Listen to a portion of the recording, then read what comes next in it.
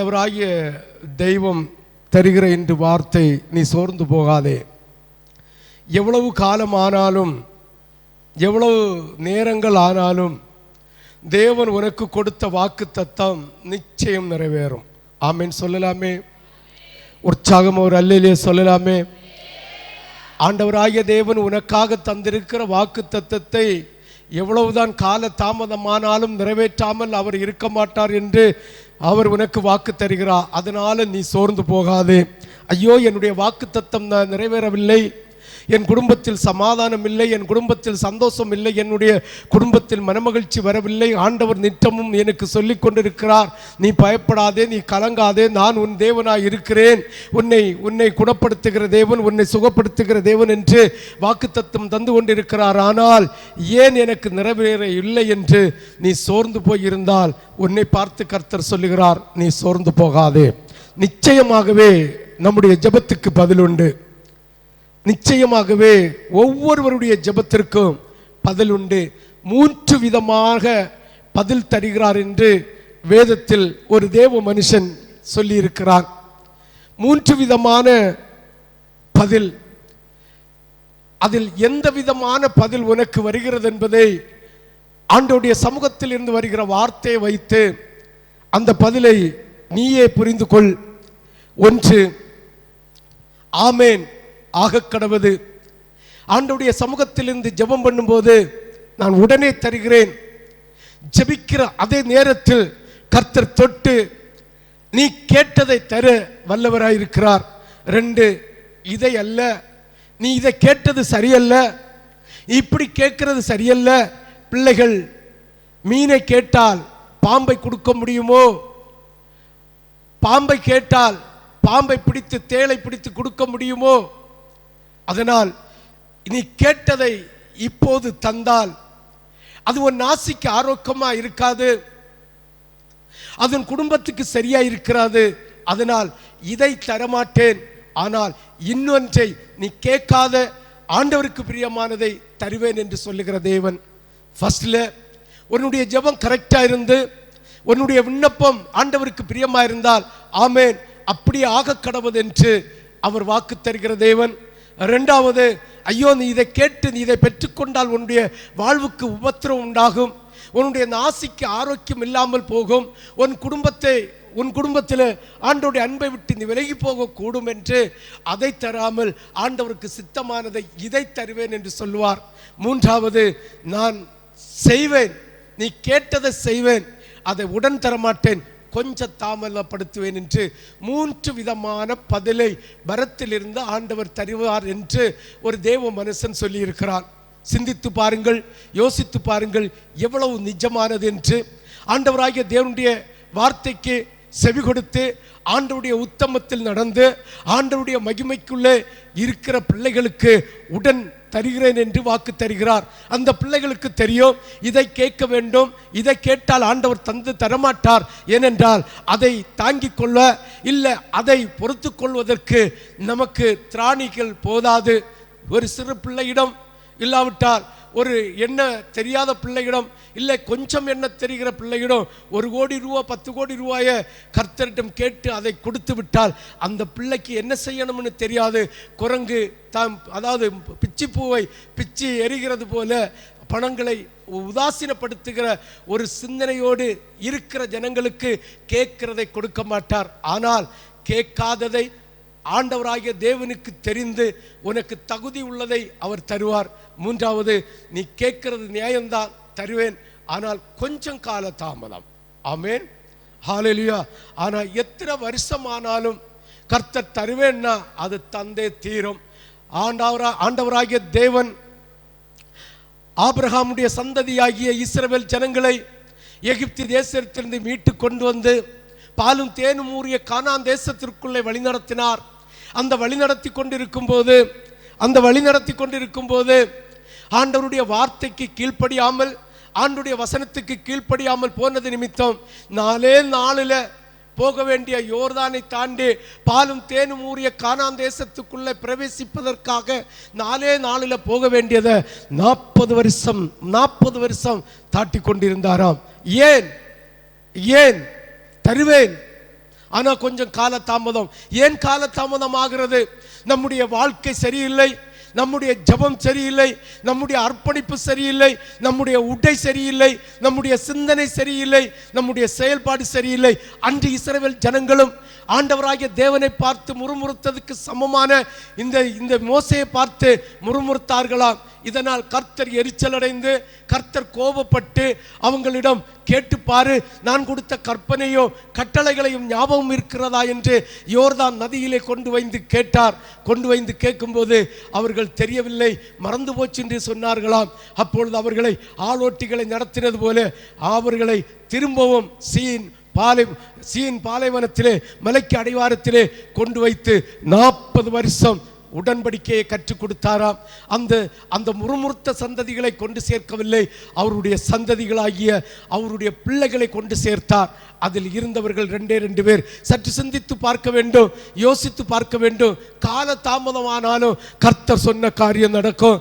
காலம் தாமதமாகாமல் இருக்க வேண்டுமானால் ஆண்டவருடைய வார்த்தைக்கு, ஆண்டவருடைய வசனத்துக்கு நீயும் நானும் கடைபிடிக்கிறவர்களா இருந்தால் கர்த்தருடைய வார்த்தை சொன்ன மாத்திரத்திலே அது நமக்கு வந்து பலிக்கும், அது நமக்கு கிடைக்கும். நிச்சயமாகவே ஆண்டவருடைய வார்த்தையின்படி, ஆண்டவருடைய வசனத்தின்படி நீ இருந்தால், நீ தளர்க்காத கோலாய் இருந்தால், தளர்க்காத மரமாய் இருந்தால், ஆண்டவராகிய தேவன் உன்னை துளுக்க வைக்க அவர் வல்லவராய் இருக்கிறார், அவர் பலப்படுத்த வல்லவராய் இருக்கிறார். அவர் சீனாய் மலையில் இருந்து ஜனங்களோடு நடப்பித்து ஒவ்வொரு ஆகமத்தை கொடுத்து ஆண்டவராகிய தெய்வம் அவர்களை வழிநடத்தி கொடுத்த வாக்கை காப்பாற்றினது போல இன்று ஆண்டவராகிய தருகிற வார்த்தை, ஆண்டவராகிய தேவன் தருகிற வார்த்தை நிச்சயம் காப்பாற்றுவார்.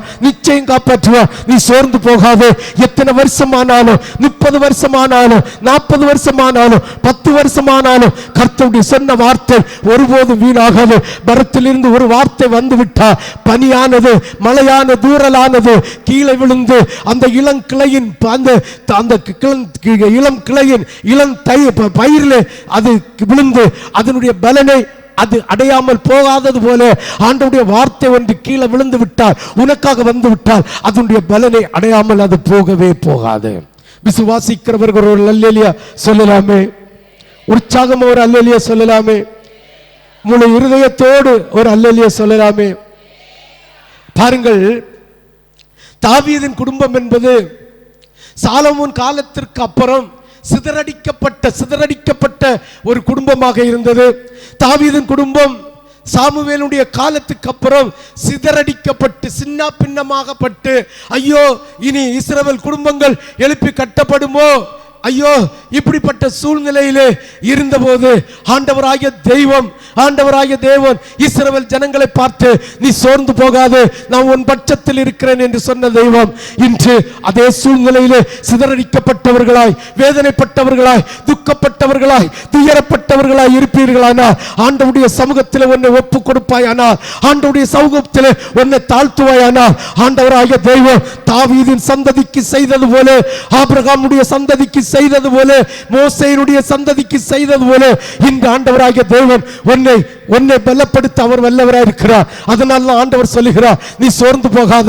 சிதறடிக்கப்பட்டு, ஐயோ என் குடும்பத்தில் வாழ்வு இல்லை, என் குடும்பத்தில் இந்த வியாதியினால் நான் சின்ன பின்னமாகிறேன், என் குடும்பத்தில் இந்த உபத்திரவம், இந்த மந்திர தந்திரங்களினால், ஐயோ என்னுடைய வாழ்க்கையிலே நீர்வீழ்ச்சி இல்லை, என்னுடைய வாழ்க்கையில சமாதானம் இல்லை என்று ஒருவேளை நீ வந்திருப்பாயானால் இன்று ஆண்டவராகிய தேவன் உன்னை பார்த்து சொல்லுகிறார், நீ உன்னுடைய இருதயத்தை தாழ்த்து, எப்பேற்பட்ட சூழ்நிலையில் வந்தாலும், எப்பேற்பட்ட அந்த சிச்சுவேஷன்ல வந்தாலும் கர்த்தர் உன்னை துளிக்க வைக்க அவர் வல்லவராயிருக்கிறார். விசுவாசிக்கிறவர்கள் கரங்களை தட்டு, அப்பாவுடைய நாமத்தை மகிமைப்படுத்தி உன்னுடைய வாழ்க்கை சீக்கிரத்தில் தொழுக்கும்படியாக கரங்களை தட்டு, அப்பாவை மகிமைப்படுத்தி அவர் உன்னை பார்த்து சொல்லுகிறார், சோர்ந்து போகாத. எத்தனை வருஷமானாலும் நான் தந்த வாக்கு தத்தத்தை நிறைவேற்ற வல்லவராயிருக்கிறேன். அந்த வாக்கு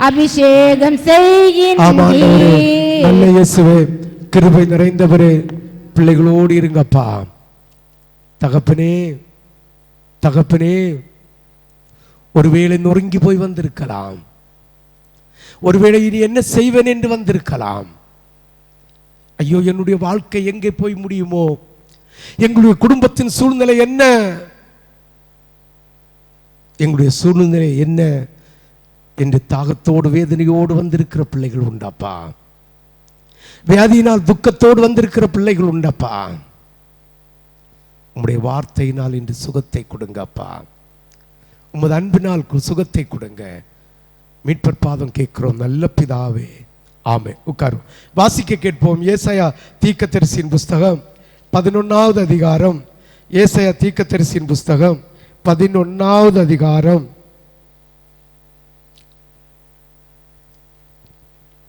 1வது வசனத்தை வாசிக்க கேட்போம். ஈசா என்னும் அடிமரத்திலிருந்து ஒரு துளிர் தோன்றி அவன் வேர்களிலிருந்து செழிக்க செய்யும். ஆண்டவராகிய தேவன் சொல்லுகிறார், ஒருவேளை மரம் போல இருக்கிற உன்னுடைய குடும்பம் பட்டு போய் இருக்கலாம். இனி மூடு மட்டும்தான் இருக்கிறது. இனி இனி இனி அந்த அந்த இருக்கிற இடம்தான் இருக்கிறது.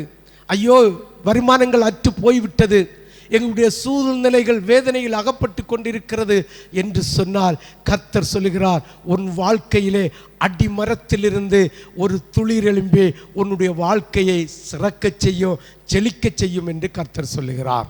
ஆமென், ஹல்லேலூயா.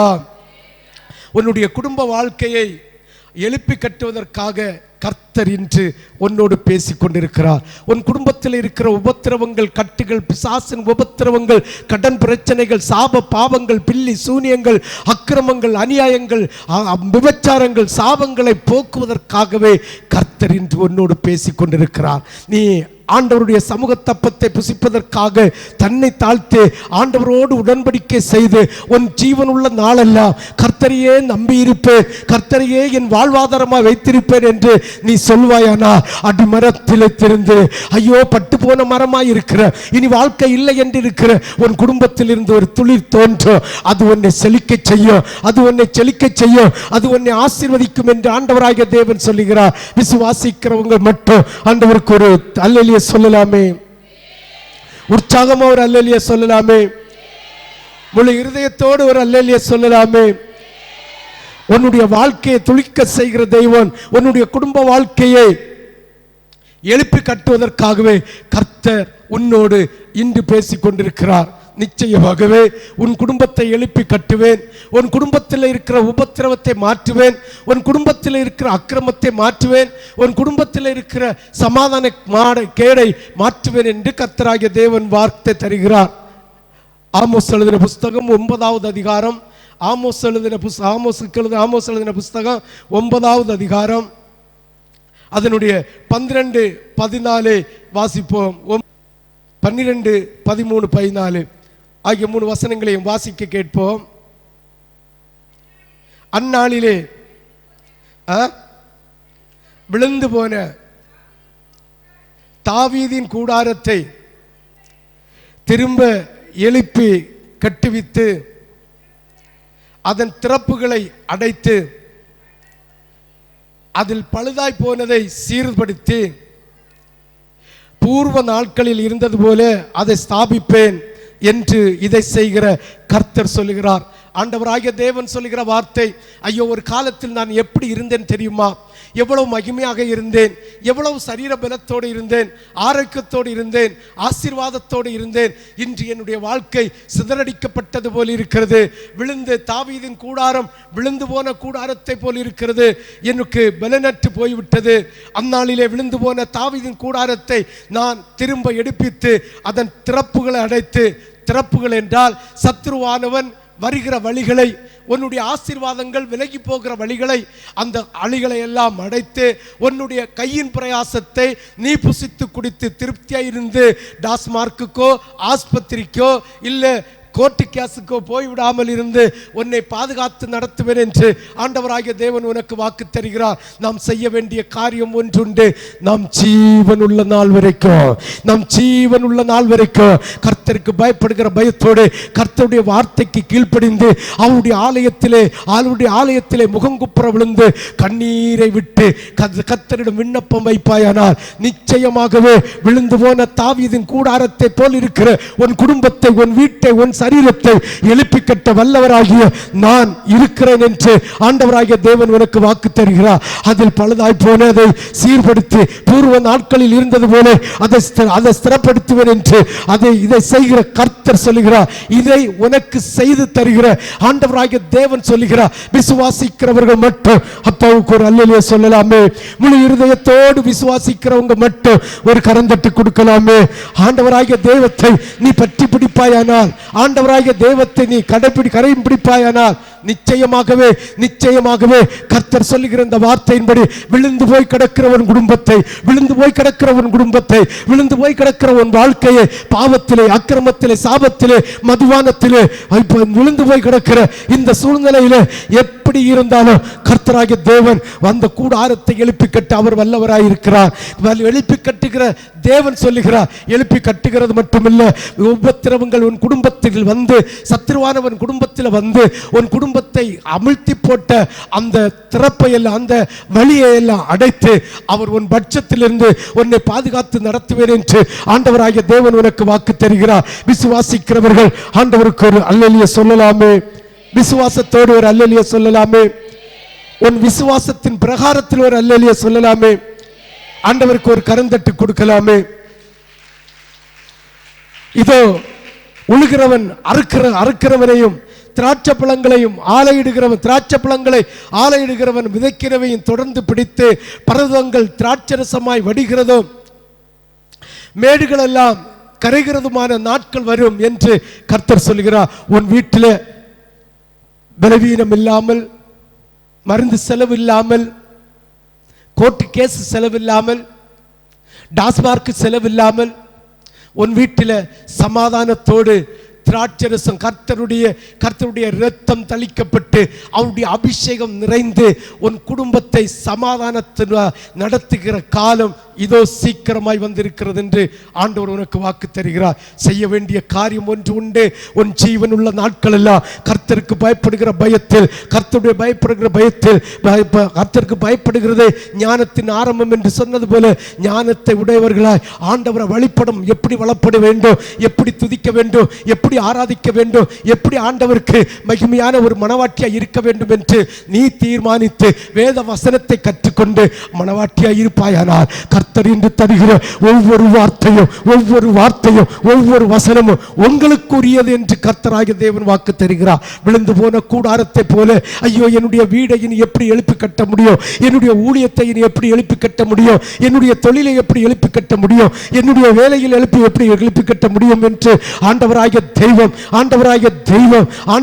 தெய்வம் உன்னை பார்த்து கொண்டிருக்கையில் நீ ஆண்டவரை பார்த்து முறையிடுவாயானால் பயப்படாத, சோர்ந்து போகாத உன்னை அரவணைத்து உனக்கு இருக்கிற திறப்பை எல்லாம் அடைத்து சத்துருவின் வழிகளை எல்லாம் அடைத்து உன் வீட்டிலே, உன்னுடைய வேலை ஸ்தலத்தில், உன்னுடைய தோட்டத்தில், உன்னுடைய தொழிலில் திராட்சரசத்தை ஓட செய்யவோ அங்கு ஆசீர்வாதமான மகிமையின் அபிஷேகம் நிறைந்து பிரசன்னத்தினால் நிறைந்திருக்கவோ நான் செய்வேன் என்று கர்த்தர் வாக்கு தருகிறார். நீ செய்ய வேண்டியது ஒன்றே ஒன்று. உன் ஜீவன் உள்ள நாளெல்லாம் கர்த்தருக்கு பயப்படுகிற பயத்தில் நடந்து கர்த்தருடைய வசனத்தை அனுதினமும் தியானித்துக் கொண்டிருந்தார்.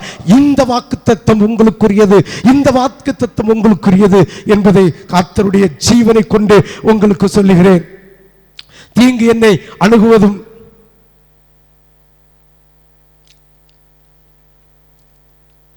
14 என் ஜனமாகிய இஸ்ரவேலின் சிறையிருப்பை திருப்புவேன். அவர்கள் பாழான நகரங்களை கட்டி அவைகளை குடியிருந்து திராட்சை தோட்டங்களை நாட்டி அவைகளுடைய பலரசத்தை குடித்து தோட்டங்களை உண்டாக்கி அவைகளின் கனிகளை புசிப்பார்கள். பாழாய் கிடக்கிறது. ஒரு 3 நாளைக்கு முன்னால ஒரு வீட்டுக்கு ஜெபத்துக்கு போயிருந்தேன். அவர்கள் என்ன செய்கிறாங்கன்னா அந்த வீட்டை இடித்து மாற்றிடணும், அந்த இடத்துல ஓடிடணும்.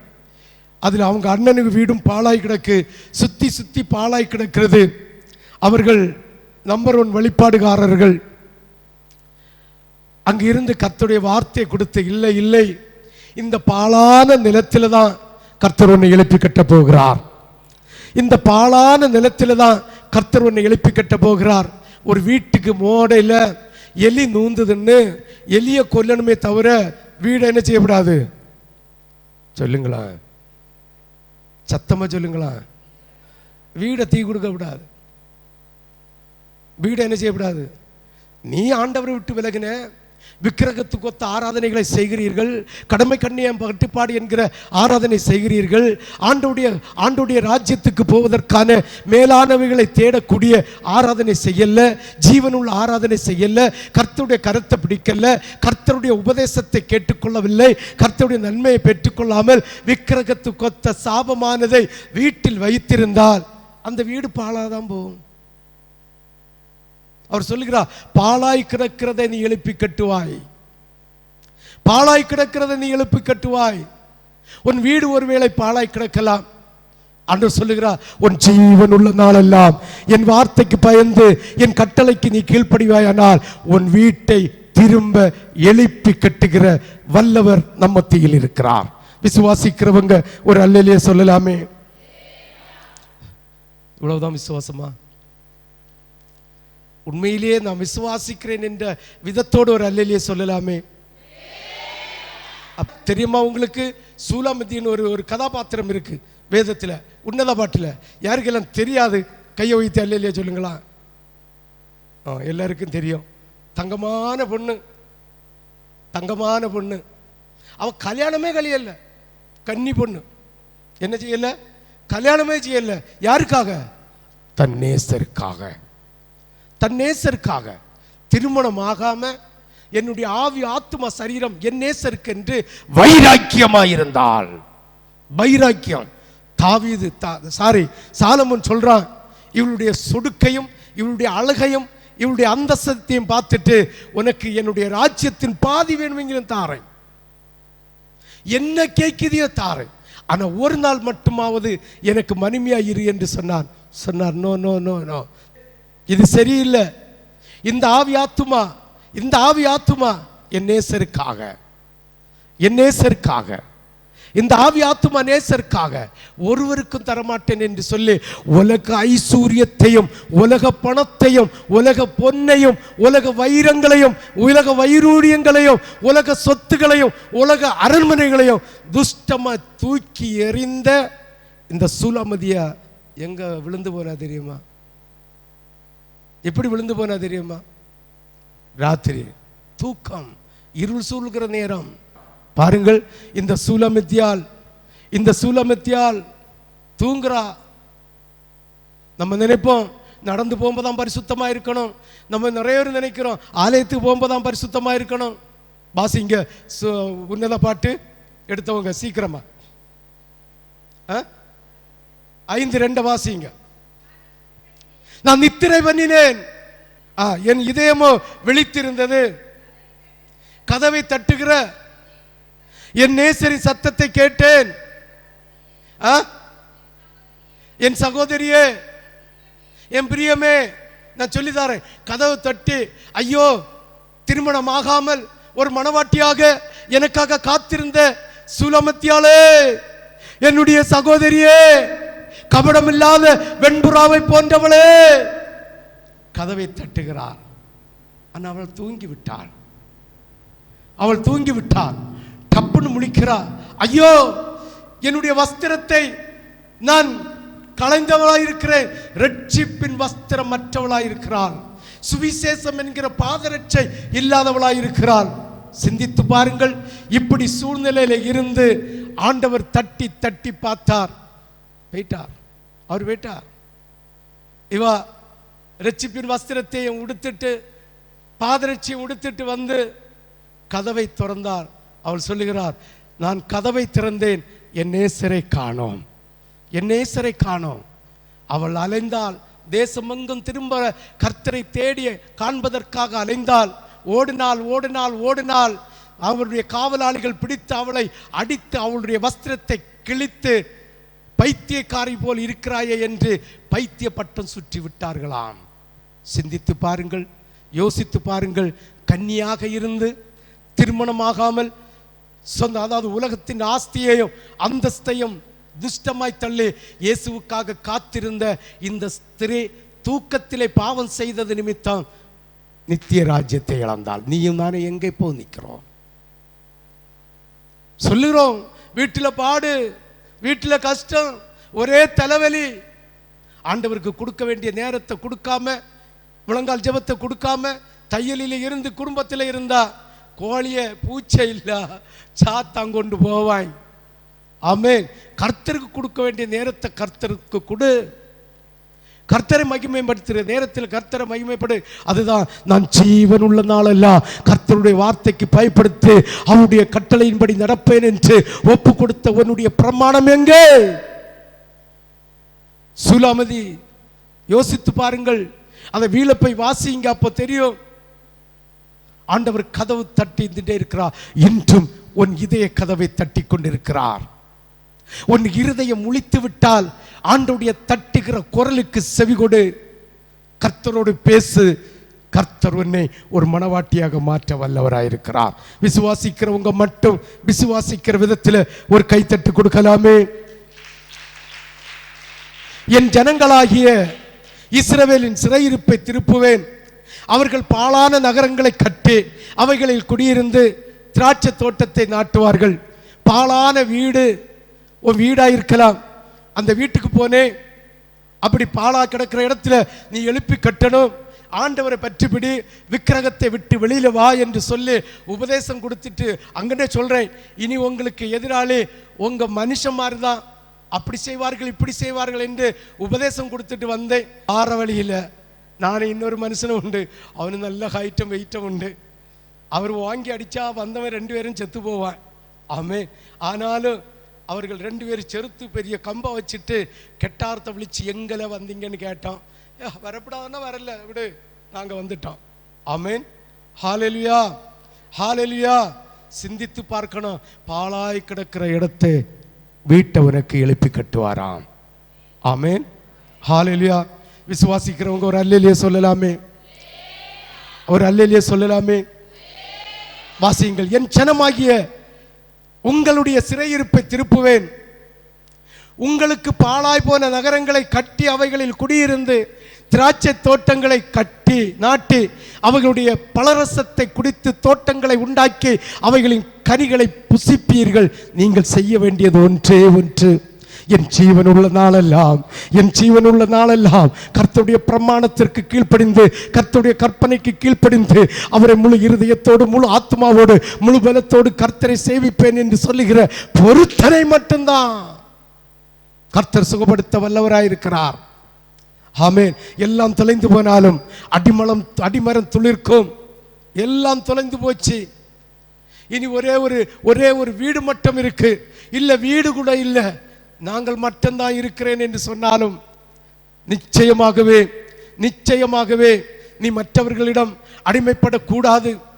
நீ கிறிஸ்தவன், நீ கிறிஸ்தவன், இயேசுவால் தெரிந்து கொள்ளப்பட்ட பிள்ளை.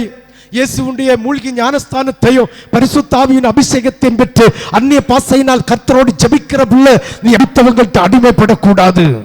நீ அடிமைப்படக்கூடாது. அடிமைப்பட்டு விட்டு தேவனுடைய ராஜ்யத்தில் போக முடியாது. நீ அடிமைப்படக்கூடாது. அதுக்கு அர்த்தம் கர்த்தர் அடுத்தவங்களுக்கு கடன்படக்கூடாது. அடுத்தவங்கள்ட்ட கடன்படக்கூடாது. வட்டிக்கு வாங்கக்கூடாது, பலிசைக்கு வாங்கக்கூடாது. ஏனென்றால் கர்த்தரால் தெரிந்து கொள்ளப்பட்ட பிள்ளை, கர்த்தரால் தெரிந்து கொள்ளப்பட்ட பிள்ளை, கர்த்தரால் அபிஷேகம் பண்ணப்பட்ட பிள்ளை. நீ கடப்பட்டு தரித்திரியன் ஆகி ஆண்டுடைய நாமத்தை வீணில வழங்கக்கூடிய சூழ்நிலையில நீ உன்னை கொண்டாக்க கூடாது. நீ ஒருவனுக்கு அடிமை என்றால், நீ பணத்தை வாங்கி அவனுக்கு அடிமை என்றால், நீ இந்த அடிமையோடு நீ அடிமை இருந்துட்டு தேவனுடைய ராஜ்யத்துக்கு போக முடியுமோ? நோ, போக முடியாது, போக முடியாது. நீ ஒரு காசு கடப்பட்டாலும் அதை தீக்காம, அதை முடிக்காம தேவனுடைய ராஜ்யத்தை சுதந்திரிக்கலாம் என்றால் முடியாது. யாரிடம் எப்போது நீ பலிசைக்கு வாங்கினியோ இல்ல வட்டிக்கு வாங்கினியோ அப்பொழுது நீ அவர்களுக்கு அடிமை. அடிமைதனத்தின் வீடாகிய இஸ்ரவேலில் இருந்து எகிப்திலிருந்து உன்னை மீட்டு கொண்டு வந்து சுதந்திரவாளியாக வைத்திருக்கிறார். கர்த்தருடைய சபையில உன்னை சுதந்திரவாளியாக வைத்திருக்கிறார். உன்னை பலப்படுத்துகிற தேவனை வைத்திருக்கிறார். இன்னும் கடப்படுகிறாய் என்றால், இன்னும் வட்டிக்கு வாங்குகிறாய் என்றால், கர்த்தர் உன் வீட்டில் இருக்கிறாரா? பெரிய ஒரு பூஜ்யம்தான். ஆமேன் சொல்லு. வராதோ? ஆமேன் வராதோ? ஆமேன் சொல்லு. உற்சாகம் ஒரு அல்லேலூயா சொல்லு. இயேசுவின் வீட்டில் இருந்தால் என்ன சந்தோஷம், இயேசுவின் வீட்டில் இருந்தால் என்ன மன மகிழ்ச்சி. இயேசுவை வீட்டில் இருக்க இடம் கொடு. ஜீவன் உள்ள நாளெல்லாம், ஜீவன் உள்ள நாளெல்லாம் கர்த்தருடைய வார்த்தையை, கர்த்தருடைய கற்பனையை கீழ்ப்படிந்து அவருக்கு அடிமையாக இருந்தார். கர்த்தராகிய தேவன் உன்னை மார்பகத்தில் அணைத்து ஒரு தாய் தேற்றுவதுவோ என்னை தேற்றுவார். ஒரு தாய் கரங்களை வானத்துக்கு நேரத்திற்கு தேற்றுவதுவோ என்னை தேற்றுவார்.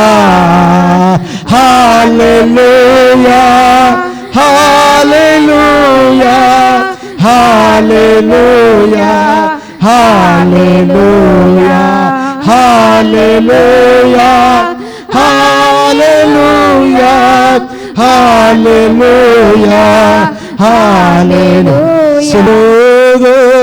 கைவிடா ஒரு நாளும் விலகிடா ஒரு போதும் கைவிடா ஒரு நாளும் விலகிடா. ஒரு தாய் தேற்றுவது போல் என் நேசர் தேற்றுவார். உன்னுடைய வீடு இடிந்து போவதற்கு, உன்னுடைய வீடு தரித்திரமாவதற்கு, உன்னுடைய வீடு இல்லாமல் ஆவதற்கு, உன்னுடைய குடும்பம் அடிமைப்பட்டு போவதற்கு ஒருவேளை நீ காரணமாயிருந்தால், அருமை சகோதரனே, அருமை சகோதரியே, ஒருவேளை நீ காரணமாயிருந்தால் இன்று உன் இருதயத்தை தாழ்த்தி கர்த்தருக்கு ஒப்பு கொடுத்தால் உன் குடும்பத்தை எழுப்பி கட்ட அவர் வல்லவராயிருக்கிறார். ஹல்லேலூயா. இந்த மார்க்கம், இந்த பெந்தேகோஸ்து மார்க்கம் கையேந்துகிற மார்க்கம் அல்ல. இந்த பெந்தேகோஸ்து மார்க்கம், இந்த அப்போஸ்தலருடைய உபதேசம் கையேந்துகிற மார்க்கம் அல்ல, கை கொடுக்கிற மார்க்கம். விழுந்து போனவர்களுக்கு, சோர்வடைந்தவர்களுக்கு, வேதனைப்பட்டவர்களுக்கு, துக்கப்பட்டவர்களுக்கு கை கொடுத்து ஆற்றி தேற்றி அரவணைத்து சமாதானத்தை கூறுகிற ஒரு மார்க்கம். இந்த மார்க்கத்திலிருந்து நீ கையேந்தி பிச்சை எடுத்துக் கொண்டிருக்கிறாய் என்றால் உன்னுடைய குடும்பத்தில் இயேசு எங்கே? உன்னுடைய வீட்டில் கர்த்தருடைய கற்பனை எங்கே? ஆண்டவர் உன்னை பார்த்து கேட்கிறார். இது கையேந்துகிற மார்க்கம் இல்ல, கை கொடுக்கிற மார்க்கம். கையேந்த ஒருவரிடம், இறைவனிடம் கையேந்து அவர் இல்லை என்று சொல்வதில்லை. இறைவனிடம் நீ கையேந்து. உலகத்தாலும் கையேந்துகிற மார்க்கம் அல்ல. போடு முழங்கால, ஆண்டவருடைய சமூகத்தில் மணிக்கூர் கணக்கில் போடு. சபையில் வந்து 10 நிமிஷம் போட முடியலையே, எப்படி உன் குடும்பத்தை எடுப்பு கட்டுவதற்காக நீ முழங்கால நின்று ஜெபிக்க முடியும்? முழங்கால் முடக்கினால் கர்த்தருடைய கிருபை வந்து இறங்காதோ? முழங்கால் அவ்வளவு சக்தி இருக்கு, முழங்கால அவ்வளவு பலம் இருக்கு. முழங்காலை முடக்கினால் கர்த்தர் உன்னை ஜீவிக்க வைப்பார். உன்னை முழங்காலை முடக்காதவண்ணா சத்துருவானவன் உபத்திரவம் செய்து அந்த சதிகளை செய்து கொண்டு முழங்கால் முடக்காமல் இருக்கிற உன்னை பார்த்து கர்த்தர் சொல்லுகிறார், அதி சீக்கிரத்தில் உன்னை எழுப்பி கட்டு போகிறார். நினைத்து பாருங்கள், இன்று மனுஷன் கையேந்தி கொண்டிருக்கிறீர்கள். இன்று இந்த பெந்தேகோஸ்து மார்க்கத்தில் இருந்து அப்போஸ்தலருடைய உபதேசத்தை கற்றுக்கொண்ட நீ, இந்த அப்போஸ்தலருடைய உபதேசம் உன்னை பிச்சை எடுக்க வைத்ததோ? இந்த அப்போஸ்தலருடைய உபதேசம் உன்னை இல்லாமல் ஆக்குகிறதோ? கர்த்தருடைய பாதத்தில் முழங்கால் போட்டு அவரை அனுதினமும் அதிகாலை தேடக்கூடிய இருதயத்தை, உள்ளத்தை கர்த்தர் கொள்ளை கொள்ளுகிற தேவன். ஆமென். ஒரு சிறு கதை ஞாபகம் வருது. ஒரு வயசான அம்மா தன்னுடைய கஷ்டத்தின் மத்தியிலும் தன் மகனை, ஒரே ஒரு மகன் உண்டு, வெளிநாட்டுக்கு அனுப்பி வைத்தாள். அவன் போனான். நல்ல நிலைமையில இருந்தான். மாசந்தோறும் அந்த அம்மாவுக்கு செக் அனுப்பிட்டே இருந்தா. ஆமேன் சொல்லு. என்ன அனுப்பிட்டு இருந்தா? செக்கு. மணி ஆர்டர் இல்லை, பண்டு மணி ஆர்டர். இன்னைக்கு என்னது? செக்கு. இப்போ ஜிபே எல்லாம் இருக்குது. செக் அனுப்பிட்டு இருந்தா. இந்த அம்மாவுக்கு ஒன்றும் தெரியாது. செக்கை பற்றி தெரியுமா? வயசான அம்மாவுக்கு தெரியல. பிள்ளை ஏதோ ஒரு பேப்பர் அனுப்பியிருக்கேன். என்னது? பிள்ளை ஏதோ ஒரு பேப்பர் அனுப்பியிருக்கான்னு ஒரு பேல்ஸில் கொண்டு வச்சுட்டே இருந்தா. ஆனால் அவளுடைய தரித்திரம் தீரல. வீட்டில் செக் இருக்கிறது, பணம் இருக்கிறது. ஆனா அந்த செக்கு பேப்பரை பணம் என்று அறியக்கூடிய அறிவில்லாதது நிமித்தம் அப்படியே காலங்கள் ஓடிச்சு. அவனுக்கு கூட இருந்த ஃப்ரெண்ட்ஸ் ஒரு நாள் ஊருக்கு வந்தான். அவன் சொல்லி விடுகிறான், எங்க அம்மா செழிப்பா இருக்கிறாங்களா, வீடு கட்டி இருக்கிறாங்களா, இல்லை ஆசீர்வாதமா இருக்கிறாங்களா என்பதை எனக்கு போய் பார்த்துட்டு சொல்லு என்று சொல்லி அவன் வீட்டுக்கு வருகிறான். அன்று எப்படி இருந்தார்களோ அதை விட வறுமையில் இருக்கிறார்கள்.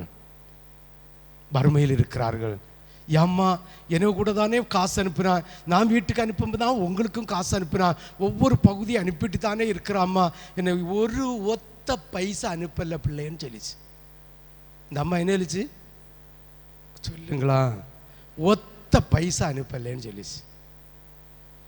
இவனுக்கு தூக்கி வாரி போட்டது. இல்லாமா பின்ன ஏதாவது அனுப்பினானா? ரெண்டு கடலாஸ் அனுப்பினான். கடலாஸ் என்னது? பேப்பர் அனுப்பினான். நான் பிள்ளை அனுப்பினதில்ல, அது இருக்கட்டு, என்னத்தையெങ്കിലും அவன் அவசியத்துக்கு பிரயோஜனப்படுத்தக்கா இருக்குன்னு சொல்லிட்டு அந்த கடலாசை கொண்டு அவன்கிட்ட கொடுத்திருந்து.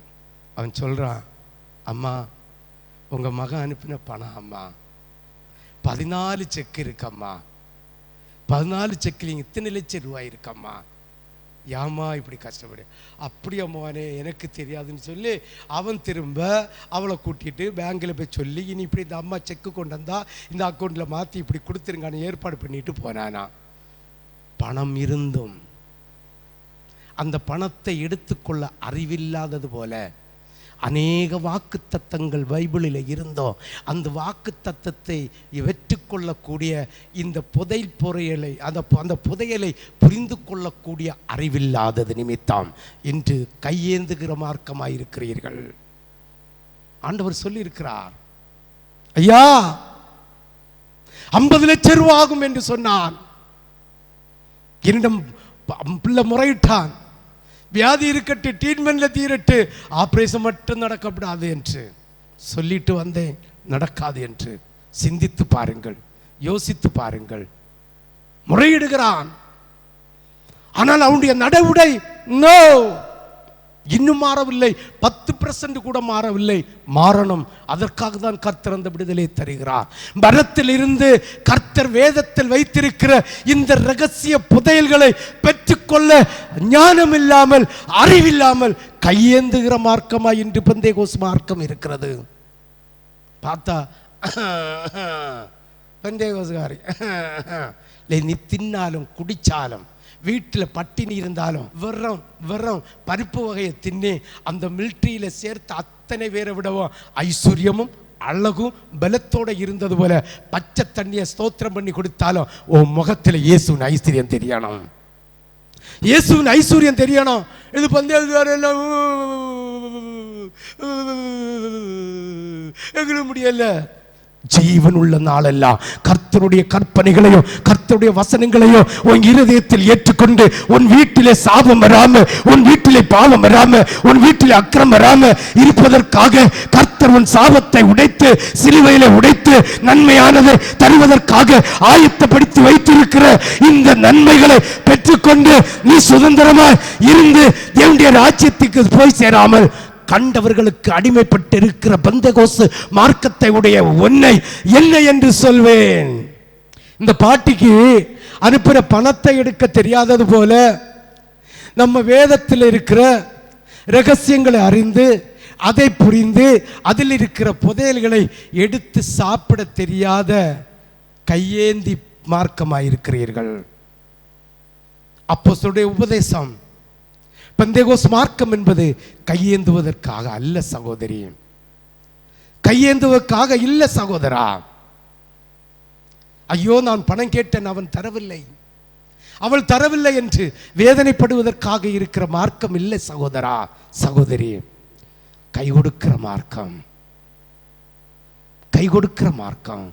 நீ மற்றவர்களுக்கு கை கொடுக்கும்படியாக உன் ஜீவன் உள்ள நாளெல்லாம் கர்த்தருடைய நன்மையும் தீமையும் அறிந்து அவருடைய கற்பனைகளை நீ ஏற்றுக்கொண்டு கடைபிடி நடத்தால் நீ மற்றவர்களுக்கு கை கொடுக்கிற மார்க்கத்தில் இருக்கிற பிள்ளையாய் இருப்பாய். சிந்தித்து பாருங்கள், சிந்தித்து பாருங்கள். ஒருவேளை ஊழியக்காரனாக இருக்கலாம், இல்லை ஊழியக்காரியாக இருக்கலாம். மற்றவர்களிடம் கையேந்துகிறங்க என்றால் தேவ வசனத்தில் இருக்கிற இரகசியத்தின் விதை பொருட்களை எடுத்து புசிக்க தெரியாத மந்த புத்தி உடையவர்களாயிருக்கிறீர்கள். சிந்தித்து பாருங்கள், யோசித்து பாருங்கள். யாக்கோபு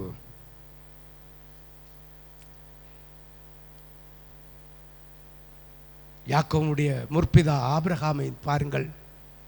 பரதேசியாய் வந்தான். அவனுடைய வேலைக்காரன் எலியாஸ் போய் சொல்றான், என் எஜமான் சீமானா இருக்கிறான், வெள்ளிக்கும் பொன்னுக்கும் ஆஸ்தியா இருக்கிறான். இதுதான் பெந்தேகோஸ்து மார்க்கம்.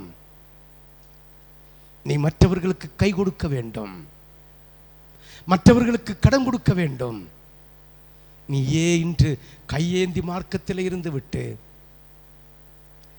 நீங்களும் இந்த தேசத்தில் அநேக ஊழியக்காரர்களும் மற்றவர்களிடம் கையேந்துகிறவர்களாக இருக்கிறார்கள். தேவனுடைய பெந்தேகோஸ்து மார்க்கத்தை தூசிக்கிற தேவ பிள்ளைகளாக இருந்து விடாமல் கை கொடுக்கிற மார்க்கமாக இருக்க வேண்டும். அப்போஸ்தலருடைய உபதேசம் உங்களை கெட்டு போவதற்காக அல்ல. சிலுவை உபதேசம் கொள்ளுகிறவர்களுக்கு அது ஞானமுடையது, அது தெரியாதவர்களுக்கு பைத்தியம். சிந்தித்து பாருங்கள், யோசித்து பாருங்கள். ஆபிரகாமை பரதேசியாக அழைத்து கொண்டு வந்த தெய்வன் ஆபிரகாமுடைய வேலைக்காரன் போய் சொல்லுகிறான், எங்கள் எஜமான் சீமானாயிருக்கிறான், எங்கள் எஜமாட்டி சீமாட்டியாயிருக்கிறாள். இதுதான் கர்த்தருடைய ஆசீர்வாதம், கர்த்தருடைய கிருபை, கர்த்தருடைய மகிமை, கர்த்தருடைய மாட்சிமை, கர்த்தருடைய இரக்கம். ஆண்டவர் எதற்காக உனக்கு ஆசீர்வாதத்தையும் செழிப்பையும் தருகிறார் என்றால் தேவனுடைய ராஜ்யம் எழுப்பி கட்டப்படுவதற்காக, பிள்ளைகளுக்காகவும் பிள்ளைகளுக்காகவும் சேர்த்து வைத்து விட்டு நீ கடைசி காலத்தில் துன்பப்பட்டு வேதனைப்பட்டு சாகிறதற்காக அல்ல. நீயும் உன் பிள்ளைகளும் குடித்து புசித்து திருப்தியாய் சீமானாய் உட்கார்ந்து இருக்கும்போது கர்த்தருடைய ராஜ்யத்தை கட்டி எழுப்புவதற்காக நீ அதை செய்ய தவறுகிறாய். என் சகோதரனே, சகோதரியே, கர்த்தருடைய ராஜ்யத்தை கட்டி எழுப்புவதற்காக இருதயத்தில் தீர்மானிக்கிறாய். ஆனால் அதற்குள்ள வசதிகள் காரியங்கள் வரும்போது அதை இன்னொரு செலவுக்கு போடுகிறாய், உன் பிள்ளைகளுக்காக போடுகிறாய், உன் பெற்றோருக்காக போடுகிறாய். கர்த்தருடைய ராஜ்யத்தை கட்டி எழுப்புவதற்காக நீ செய்யல. அதன் நிமித்தம் குடும்பத்தில் உடைக்கப்பட்ட சூழ்நிலை, தள்ளப்பட்ட சூழ்நிலை, விழுந்து போன தாவீதின் கூடாரத்தை போல சிதறடிக்கப்பட்டிருக்கிறீர்கள். சிந்தித்து பாருங்கள், யோசித்து பாருங்கள்.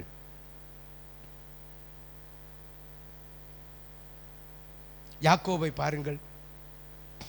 அவன் செய்த சேட்டையின் நிமித்தம் தாய் தகப்பனை விட்டு பிரிந்து போகிறான்.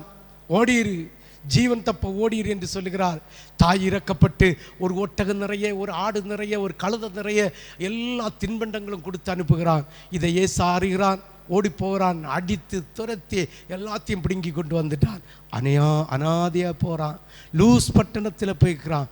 ஆனால் ஆண்டவருடைய வாக்கு தத்தம் பெற்ற பிள்ளை, நீ ஆண்டவர் உன்னை பேர் சொல்லி அழைத்து உன்னை தெரிந்து கொண்டு அவருடைய நாமத்து நிமித்தம் அவருடைய சாயலாக மாற்றுவதற்காக தெரிந்து கொண்டு வைத்திருக்கிற தேவ பிள்ளை, நீ ஒருவேளை அனாதையா இருக்கலாம், உனக்கு ஆதரவற்ற நிலையில் இருக்கலாம், உன் சகோதரர்கள் உனக்கு உணவு தராமல் இருக்கலாம், இல்லை கை தராமல் இருக்கலாம், பெற்றோர் உன்னை வெறுத்து விட்ட சூழ்நிலையில் இருக்கலாம். ஆனால் கர்த்தர் கை தருகிற தேவன், கர்த்தர் கை கொடுக்கிற தேவன். லூஸ் பட்டணத்திலே ஒன்றும் இல்லாதவனாய் படுத்து கிடக்கிறான். அப்போது போகிறார், யாக்கோபே, ஏ இந்த லூஸ் விளங்காத பட்டணத்தில் நீ படுத்து கிடக்கிறாய், எலும்பு, நீ போக வேண்டிய தூரம் நிறைய இருக்கிறது, நீ கிளம்பு, உன்னை நான் ஆசீர்வதிப்பேன் என்று. அப்போ அவன் சொல்லுகிறான், ஆண்டவரே, எனக்கு உண்ண உணவும் உடுக்க உடையும் தந்தா மட்டும் போதும், உம்மை நான் இந்த இடத்துல வந்து ஆராதிப்பேன். 2 பரிவாரத்தோட வந்தான். பெந்தேகோஸ் மார்க்கம்னா இதுதான். ஒன்றுமில்லாமல் பெந்தேகோஸுக்கு வரணும், வியாதியோடு வரணும், துக்கத்தோடு வரணும், துயரத்தோடு வரணும். அவருடைய உடன்படிக்கையை, அவருடைய கற்பனைகளை இருதயத்தில் ஏற்றுக்கொண்டு ஒரு மனவாட்டியாக மாறும்போது, ஒரு மனவாட்டி சபையாக வைக்கும்போது, ஒரு மனவாட்டியாக உன்னை தெரிந்து கொள்ளும் போது, கர்த்தருடைய சாயலிலே மாறி கர்த்தருடைய வருகைக்காக, ரகசிய வருகைக்காக எதிர்கொண்டு போகக்கூடிய உன்னதமான பாக்கியத்தை பெற்று இந்த உலகத்தை போஷித்து நடத்தக்கூடிய கை கொடுக்கிறவர்களாய் நீ மாற வேண்டும். யாக்கோபு ஒண்ணும் இல்லாமல் போனான். பரதேசியா போய் லூஸ் பட்டணத்தில் படுத்திருக்கிறான். இனி என்ன செய்வேன்? இருந்த துருத்தியில் இந்த தண்ணியும் வாங்கி பறிச்சு போட்டான். குடிக்க தண்ணி கூட இல்லை என்று அவர் சொன்னார். நீ பயப்படாத, நான் கூட இருப்பேன், நீ போ, கொஞ்ச நாள் இரு, வரும்போது ரெட்டிப்பு பரிவாரத்தோடு வருவ. வரும்போது இந்த இடத்துல இந்த லூஸ் பட்டணத்தை பெத்தேல் என்கிற பட்டணமை மாற்றி இந்த தூணு, இந்த கல்லை தலைக்கி வச்சிருந்த கல்லை நீ தூணாக நிறுத்தி ஒரு பலிபீடத்தை கட்டு. பலிபீடத்தை கட்டும்போது ஆண்டவராக தேவன் ஆதியாகமும் 25வது வசனம் 25வது அதிகாரம் 4வது வசனம் என்று நினைக்கிறேன். ஆண்டவர் சொன்னபடி பலிபீடத்தில்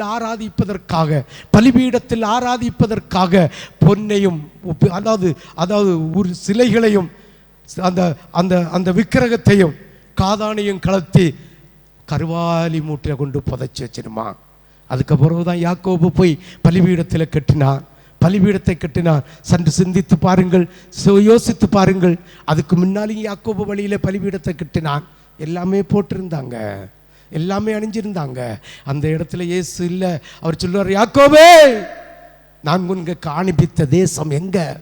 போ லூஸ் பட்டணத்துக்கு, அங்கே ஒரு கூடாரத்தை கட்டு, எனக்கு பலியிடு என்று ஆணை கொடுத்தார். ஆண்டவர் வாசம் செய்கிற பலிபீடத்தில் ஆராதிக்கணும்னா விபச்சார சாயல்ல ஆராதிக்க கூடாது. விபச்சாரிகளுக்கு அலங்காரத்தில் ஆராதிக்க கூடாது. யாக்கோபும் தன்னுடைய மனைவிமாரும் தன்னுடைய பிள்ளைகளும் அவர்களோடு சேர்ந்த அத்தனை பேரும் விக்கிரகங்கள், உலக பழக்க வழக்கங்களையும் காதாணிகளையும் கலத்தி கருவாலி மூடில் உண்டு புதைச்சு வச்ச பொருள். வாருங்கள் என் பின்னால் கர்த்தரை சேவிப்போம் என்று சொல்லி ஆண்டவராகிய தேவன் யாக்கோபை கூட்டிக் கொண்டு சேர்த்து யாக்கோபின் மூலமாக பலியை செலுத்த வைத்தார். ஒரு சின்ன குட்டி கதை கூட ஞாபகம் வருது. ஒரு மனுஷன் இருந்தானா, பெந்தேகோஸ்து மார்க்கத்தை உடையவன். அப்போது அவன் வீட்டிலிருந்து பிரிந்து போனானா. போய் பெங்களூர்ல போய் உட்கார்ந்து வேலை செய்து உழைச்சி ஒரு வீடை கட்டினானா. வீடு கட்டுவதற்கு தலைமை பாஸ்டரை விழிச்சு பிரதிஷ்டை செய்து வச்சிருந்தான். தலைமை பாஸ்டர் போனாராம், பிரதிஷ்டை பண்ணாராம், சாப்பிட்டாராம். கிளம்பி வரும்போது ஒரு ஜோமனிட்டு சொன்னாராம், நீ எவ்வளவு லோன் எடுத்திருக்கிறாய் என்று கேட்டாராம். உடனே அவன் சொன்னானா, எல்லாமே என் சொந்த காசு தான் பாஸ்டர், 2 லட்சம் ரூபா தான் நான் லோன் எடுத்து போட்டேன். அப்ப நீ கர்த்தர் எப்படி கட்டி தந்தாருன்னு சொல்லலாம். அதனால வீட்டை விற்று கடனை தீர்த்து உனக்கு பணத்துக்கு உட்பட்ட பைசாய்க்கு ஒரு வீடை வாங்கு, ஒரு நிலத்தை வாங்கு, கர்த்தருக்கு மகிமை செலுத்து என்று சொன்னாராம். நீங்க என்ன செய்வீங்க?